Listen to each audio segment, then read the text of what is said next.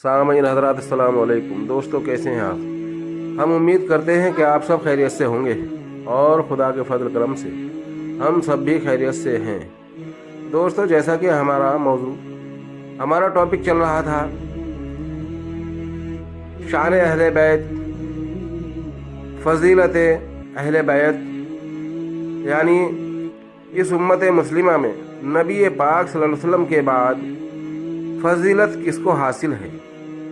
दोस्तों, फजीलत सबसे अव्वल जो हासिल है वो जाहिर सी बात है, अगर मोमिन की रूह से देखा जाए तो वो अहले बैत की ही दिफा में खड़ा नज़र आएगा कि नबी पाक सल्लल्लाहु अलैहि वसल्लम के बाद जो फजीलत है वो अहले बैत को हासिल है। अहले बैत यानी नबी पाक सल्लल्लाहु अलैहि वसल्लम की इतरत, नबी पाक सल्लल्लाहु अलैहि वसल्लम की जिनको औलाद भी कहा गया है, यानी कि मौलाए कायनात मौला अली मुश्किल कुशा की निस्बत तो आपने खुद बयान फरमाई कि ऐ अली, तेरी निस्बत मेरे साथ ऐसी है जैसी मूसा अलैहिस्सलाम के साथ हारून अलैहिस्सलाम को थी, मगर मेरे बाद नबी नहीं है। तो दोस्तों, जो ईमान वाले हैं उनका ईमान यहीं पर मुकम्मल होता है कि जो इस बात पर कायम रहे कि नबी पाक सल्लल्लाहु अलैहि वसल्लम के बाद जो फजीलत हासिल है वो मौलाए कायनात मौला अली अलैहिस्सलाम को है, और जो इसका इनकार करे कि नहीं उनको फजीलत नहीं बल्कि सहाबाए रसूल को फजीलत है, तो दोस्तों इसका मतलब समझ लेना कि वो उसके दिल में बुग़्ज़ अली है, और जिसके दिल में बुग़्ज़ अली होता है, नबी पाक सल्लल्लाहु अलैहि वसल्लम ने फरमाया कि ऐ अली, तुझसे मोहब्बत करेगा मगर मोमिन, तुझसे बुग़्ज़ रखेगा मगर मुनाफिक, यानी तुझसे मोमिन कभी बुग़्ज़ नहीं रखेगा और मुनाफिक कभी मोहब्बत नहीं रखेगा।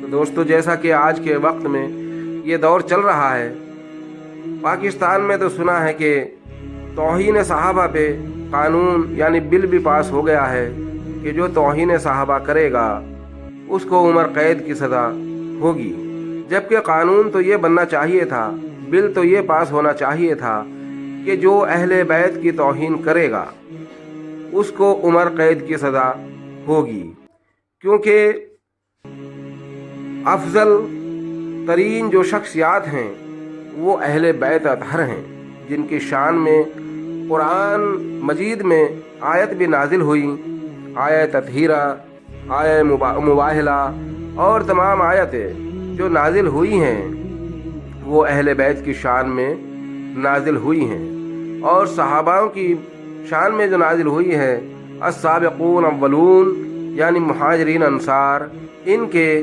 बारे में आयत नाजिल हुई हैं।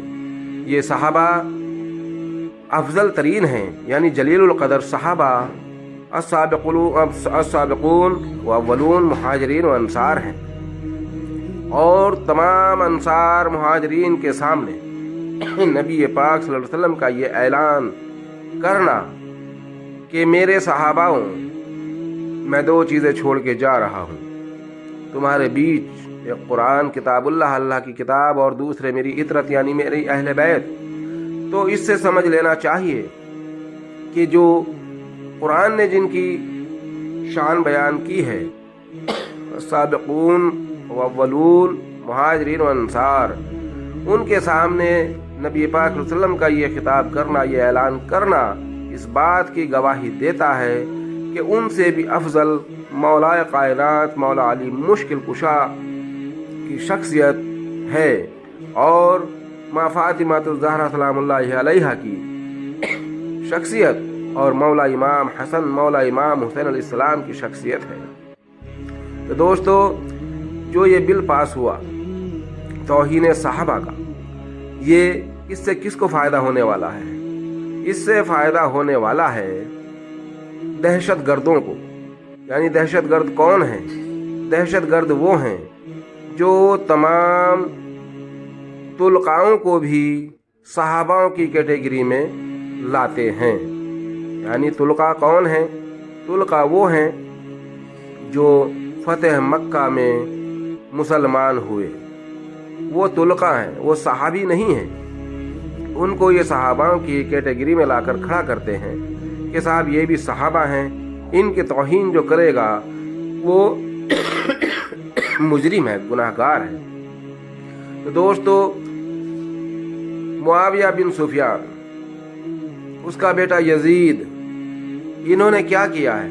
मुआविया बिन सुफियान के तमाम किताबों में दर्ज है, तमाम रिवायतें मौजूद हैं कि नबी पाक सल्लल्लाहु अलैहि वसल्लम से तमाम जंगें इन्होंने की हैं। तो जिन्होंने ज़िंदगी भर जंग की हो और आखिर वक्त में जान बचाने के लिए या किसी मजबूरी में अगर उन्होंने कलमा पढ़ भी लिया तो क्या वो सहाबी हुए?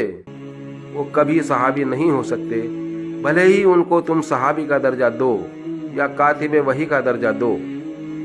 नहीं, ये सोच रखना, जो जिनकी ये सोच है कि वो हक पर हैं और मौला अली हक पर नहीं है, उनका फ़ायदा हुआ इस बिल पास होने में। वगरना ये तमाम मोमिनों का अकीदा ये है कि मौला कायनात मौला अली मुश्किल कुशा हक पर हैं और मुआविया बिन सुफियान बातिल पर हैं। क्योंकि जंगे सिफ़ीन, जंगे नहरवान, जंगे जमल वगैरह जो भी ये जंगें हुई, इन तीनों जंगों में बताओ कौन हक पर था और कौन ना हक पर था। मौला कायनात मौला अली मुश्किल कुशा जैसे कि जंगे बदर में, जंगे खैबर में, जंगे अहद में वहाँ हक पर थे, वैसे ही इन तीनों जंगों में हक पर थे। तो जो इनके मुकाबले में आएगा वो कैसे हक पर हो सकता है?